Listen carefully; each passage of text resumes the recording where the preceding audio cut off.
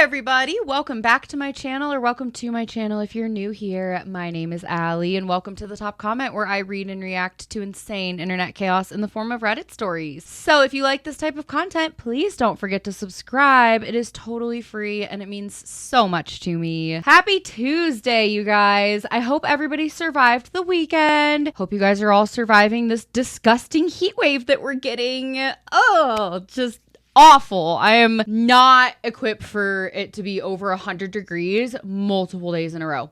Miserable. The only experience I have in Colorado so far is living in the mountains. And so when I recently moved up to the Denver area and realized that this is going to be my entire summer, okay, reasonable crash out. I don't do well in the heat, but you know, Denver's not my forever home. So maybe in a year I will be living by the ocean, but we'll talk about that a different day. Today, we are going to talk about people who had the sheer audacity, okay? These people are crazy and unhinged in all of the worst ways possible. So grab your stress ball, grab your tea, grab your snacks, curl up with a blankie, and we're gonna get right on into it.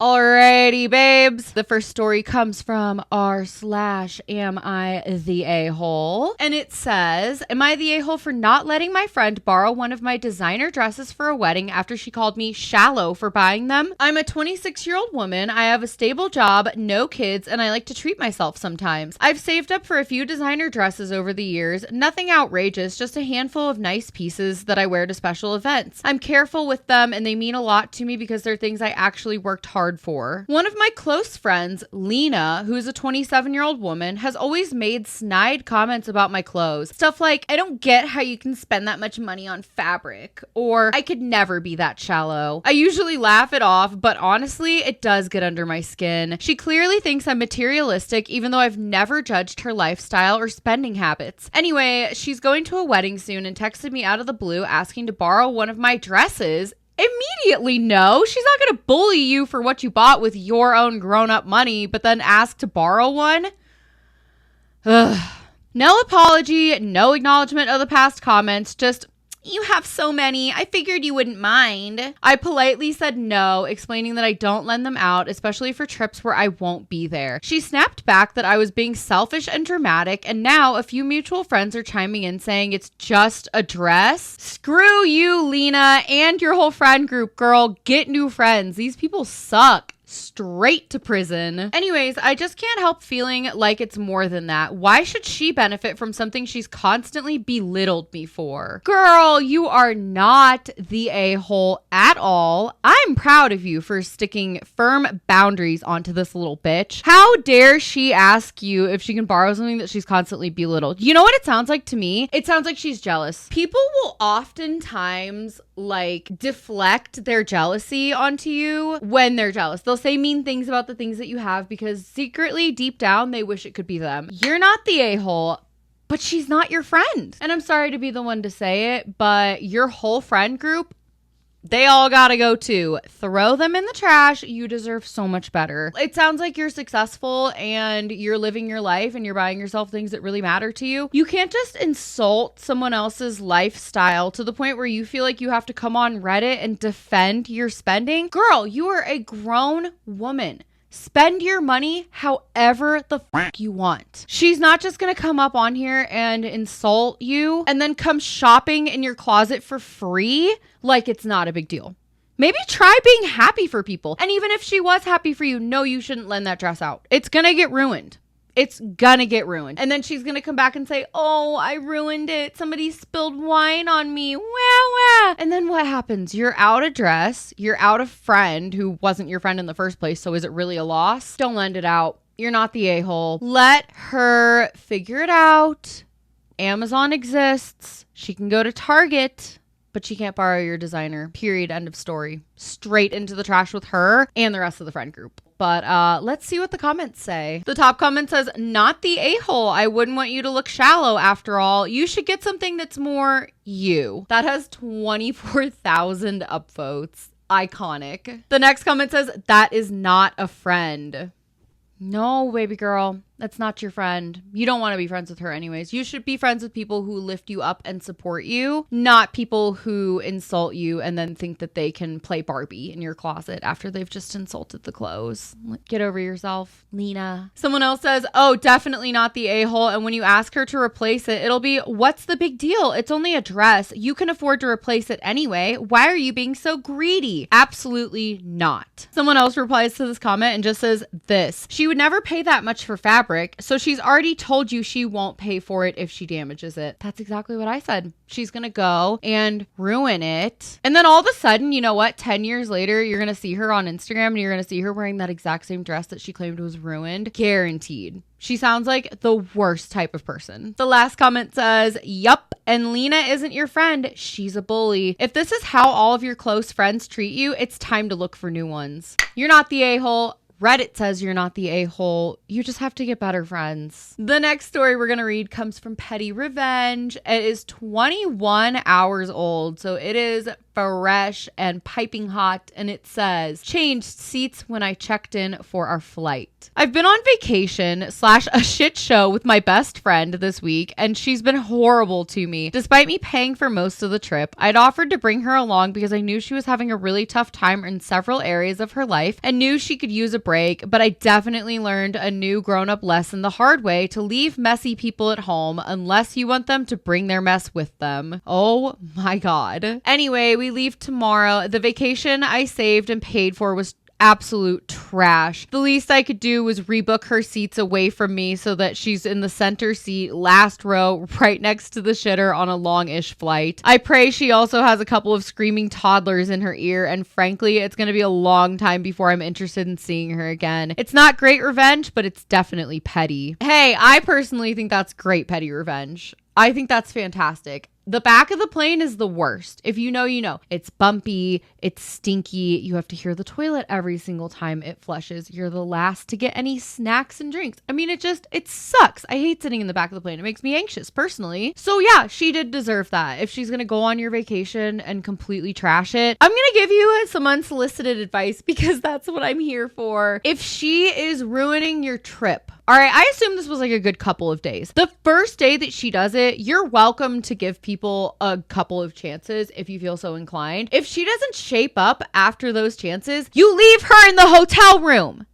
You leave her in the hotel room while you go enjoy your vacation. You say, you know what? You have a place to stay. You can get food. You're going to stay here on your own. I get you trying to be a good person, but your backbone is looking more like a doormat to me than an actual backbone. So stop being such a people pleaser. I would love to know the details on this. So as always, stories are linked in the description. And if you guys see an update, comment and let me know. Tag me because I need to know the details of what exactly she did. I need to sit here and drink this tea with you guys. So let me know, but we're going to jump into the comments. The top comment says, you didn't do anything. It was a glitch in the system. Petty revenge without them even knowing. See, the best petty revenges are the ones that read like poetic justice, especially if the person never finds out. I mean, it depends. If you want her to find out, that's one thing. I'm the type of petty that if you're going to do me wrong, I'm going to be petty and I'm going to let you know that I'm being petty because I can't help it, but to each their own on it. For sure. Comment below. Are you guys like an outwardly petty person or are you more silent petty revenge? I don't know. I think it kind of depends on the circumstance, but also OP, you said it's going to be a long time before you want to hang out with her again. Never hang out with her again. Never!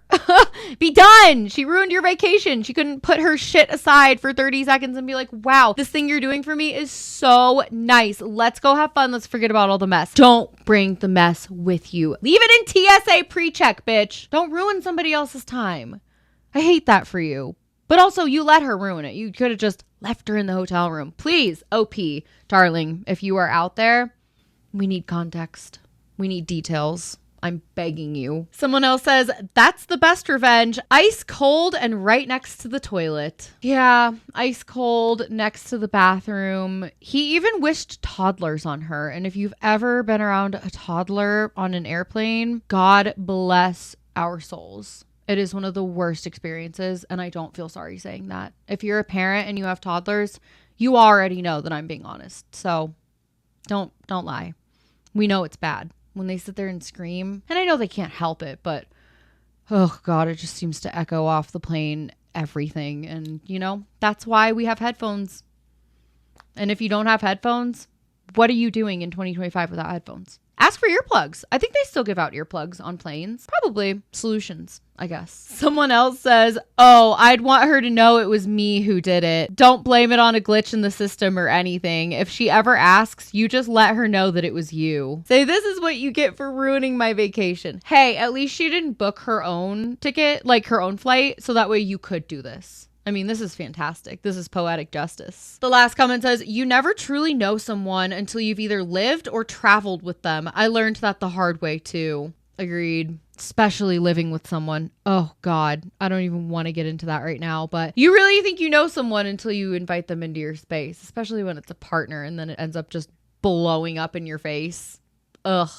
Nightmare fuel. We live in a crazy world and sometimes you just have to out crazy it. So I hope her flight was miserable and I hope she very much gets the picture. Sometimes people like this don't get it though. Sometimes you genuinely have to go to them and be like, you f***ed up. And then they still don't get it. So OP, you're better off without her. Move on. She too can go in the trash with Lena and all of her little bitch friends. All right, the next story comes from Coworker Stories, and it says, my coworker labeled her lunch, do not eat. There was a silent war in our office fridge, stolen lunches, mystery bites, and passive-aggressive Post-its. Mystery bites? Are you telling me that people are just going into your work fridge and taking a bite out of somebody else's food and then putting it back? Ugh. I am not okay with that. I already have some food problems, okay? If you touch my food like that, I'm gonna throw up. Is that what you mean by that? Mystery bites? Ugh. One day, a coworker labeled her Tupperware in all caps, do not eat. I licked it. The next day, someone else put their lunch next to it with a label that says, I dare you. People just started checking the fridge just for the drama. By Friday, there were fake labels everywhere like cursed lasagna and contains divorce energy. No one knows who started it, but the theft stopped. Out of fear? Respect? Who knows? But the break room has never been more entertaining. That is hilarious, but I really think we need to revisit this mystery bites. Are you kidding me? Don't take a bite of somebody's food and then put it back. What is wrong with you, you filthy animals? That is disgusting. You know what? I'm not a food thief, but if I was and I went there and I saw that somebody had licked it ahead of time, I best believe that person full on licked their bread before putting it on the sandwich just to f with whoever was doing this. And honestly, respect. I respect it. The top comment says, I used to put my boss's initials on my soda cans and they never got taken. Okay, now you're outsmarting everybody. You're outsmarting everybody because your boss obviously knows that he didn't do that. He obviously knows that those aren't his sodas, but nobody else is going to mess with it because who's going to steal from the boss? That is next level genius. Proud of you for that one. Someone else says, it's been years, but I once labeled my lunch live tapeworm experiment. It freaked people out and that was the point. Ugh, live tapeworm experiment. Oh my God. You guys are crafty and creative and clever. You guys already know I've never worked a job where I've had to communally share a fridge with anybody else. But if I ever do, I'm going to keep some of these in mind if people start stealing my food because live tapeworm experiment, so gross. Someone else says, my brother used to carry his lunch in a styrofoam cooler. In a styrofoam cooler that boar semen had been shipped in, complete with the company logo on it. What did I just read? What did you just say? How did he get the cooler in the first place? How did he get this? Oh God, I'm done. I need a break. Someone else says, one of my call him older journeyman, had a nasty habit of just grabbing things off of shelves without really looking too close, and his wife packed his kit so he never knew what he was going to be eating. Turns out he ate his whole lunch before noticing it was almost identical to his, but not. Just ate some other dude's lunch, left a 20 in it with a sorry note, and put it back. Same dude who microwaved potato salad that was wrapped in foil and tripped the breaker for like 4 microwaves. Miss that guy. Okay. Plot twist, I guess. At least he left $20. I mean, that's the nicest thing you could do. That one sounds like a genuine accident. Not intentional, like buying boar semen just to use the cooler. What was he doing with it?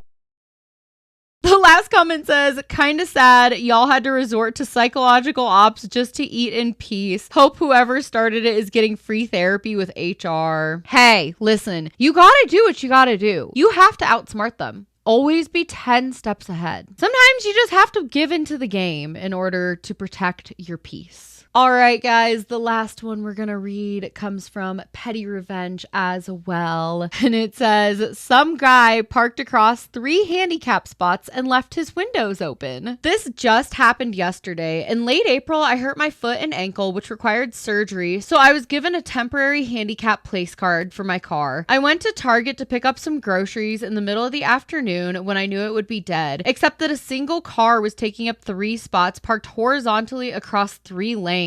A very nice Porsche just sitting there with no tags, no place cards, and the passenger side window wide open, just like an invitation. I grabbed some dirt and gravel from nearby and lightly sprinkled it all over the passenger seat for theatrics. Hell yeah, good for you. You show that midlife crisis mobile. Then I went inside and told the front desk. I thought I saw a raccoon slip into the Porsche, hogging the handicap spots. They announced over the intercom, asking the owner to come up. I stayed within viewing distance to see what would happen. When a dude, of course it was a dude. Not all men, but it's always a man. It's always a middle-aged white man too, to be blunt. When a dude practically ran over, yelling about his car and calling the employees names for lack of pest control, clearly pissed and yelling. Not after long, a big ass biker looking security guard showed up. Then he called parking enforcement to handle the parking violation. He was also banned from Target for his conduct. Play stupid games, win stupid prizes, old man. Meanwhile, I doubt there was any sign of a raccoon in his car. Edit for the people who have trouble reading, there was never a raccoon. God, you guys, do better. Edit number 2 says, for everyone saying it's impossible for a Porsche to take up 3 spots, from a comment below, I don't know what to tell you. It looked like a sleek SUV. I don't know much about other cars, but I saw the word Porsche written on the back and it looked nice. It was parked in the middle of 3 spots and the ends were jutting into each other's lane. Never put it past a middle-aged man to park his penis car in the most inappropriate spots. There is somebody at my apartment complex who drives like just the fuggliest truck in the entire world. It's all like big and souped up and chunky, and it looks like it has hips. It looks like it has fat hips, and I hate it. I hate everything about it. I think it's like up there with Cybertruck level fugly, and you guys already know how I feel about Cybertrucks. And he always parks in the fire lane, and I'm just like, you are so dumb. What is wrong with you? Don't park your stupid ass car where it doesn't belong. Okay, especially in handicap spots, you deserved that. I hope his car got towed. I hope that they dinged it up when they towed it. And then to also call the Target staff names. You know, I have a real good picture of this guy in my head, and it is not pretty. And I'm sure it's, you know, what you guys are all picturing too. You know, the big, buffy, 65-year-old man with the white hair and the terrible leather skin who clearly is like on the verge of getting skin cancer. Yeah, that's who I'm picturing. It's not pretty. You're an asshole. The top comment says, I used to drive a tow truck. I was always slammed, but never too busy to relocate handicap parking violators. Security had me on speed dial. I was once in and out in, I guess, about 20 seconds, and the impound sheet was signed. Sorry, not sorry. Dickhead deserved to be treated like they treat others, disrespectfully with extreme prejudice. I made a lot of money with that alone. Again, sorry, not sorry. Someone else just says, you were doing God's work there. I agree. Don't park in handicap spots if you're not handicapped. Think of the elderly and the disabled. Shout out to the elderly and the disabled. Don't park in their spots. Okay? They already have it hard enough. Be nice. Be kind. Be courteous. Be a human being. I'm sorry I've cursed so much in this episode. This is probably like half duck quacks, isn't it? Someone else says, I used to work at a retail store. 20 feet outside the front building was a large pole holding a billboard that was like 50 feet high. There was a very entitled man who would always park his Porsche in the handicap spot right under the sign. One day he left the top down on his car, and while he was inside, his car got carpet bombed by pigeon shit all over the interior of his car. I made sure to be outside when he came out with his bottle blonde trophy gal. Priceless. See? It's always a man, isn't it? Someone else says, I regularly work overtime in my role as a law enforcement officer for my city's parking division. Officially, we're patrolling the various city-owned garages and lots to prevent and deter theft and vandalism. In the course of those patrols, I have about 50 total handicap parking spaces and about 24 fire hydrants I check on. I've never written a ticket except for handicap violations and obstructing a hydrant. Always fun when the driver shows up halfway through my writing and says, wait, I'll move it. Sorry, too late. You are absolutely free to go. However, your vehicle is detained until my citation is finished. Don't park where you're not supposed to. If you're not okay with walking a couple of extra steps, don't go out. Y'all are absolutely buckshit wild. This is crazy. The audacity. Grow up. We are all adults. These are adults doing this. It's always not all men, but always a man. The last comment just says, as a disabled person, thank you. There you have it, folks. The people of Reddit have spoken. I know it wasn't an Am I the A-hole post, but that guy is a huge a-hole. I'm going to take this and I'm going to go tap on his windshield a couple of times. I don't know what happened. It just my wrist. Look, it's possessed. Oh, well, not my problem. Comment below. Leave me a green heart if you made it through the end of this episode. I love you guys. I'll see you in the next one. The next one, we're going to be talking about the entitlement. So keep that stress ball out. These stories really make me angry, but I love you guys and I'll see you in the next one. Bye.